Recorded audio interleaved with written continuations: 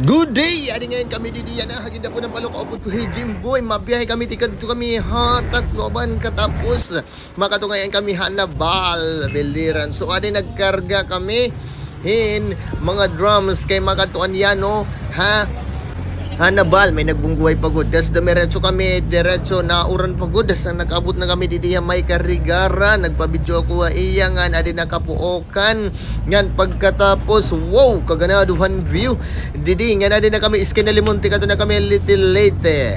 Okay, pagkatapos at Little Leyte, madiretso lang kita nga na kita tulay hiton biliran na katurang ni Jimboy gimpirawan biyahe nga na din na kita didi may tulay hiton biliran. Ngan bawal magdurungan pag-agi kay ginaayad.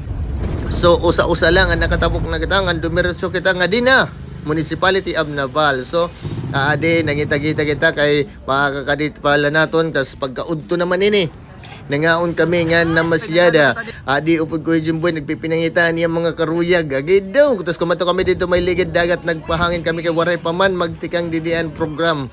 Kay nagsisit up pala an era di plaza di may Naval Public Market man ini. Yan pagkatapos bumalik kami dito ha Jim, naglusad kami kay Ato Hera magtutukar ko no para opening. Hiton misa ko no, may misa ko no. Tapos kami liwat ako na inggan nyo ako hadin nga tulaon. Nga isda kilawon so nagkilaw ako pumalit akong konsilungan surod lang nga adi na. Magtitikang na an misa. So nagandam na hera anyano nga adi na. Nag-prayer na nga waray pag-iha nagpabuto na.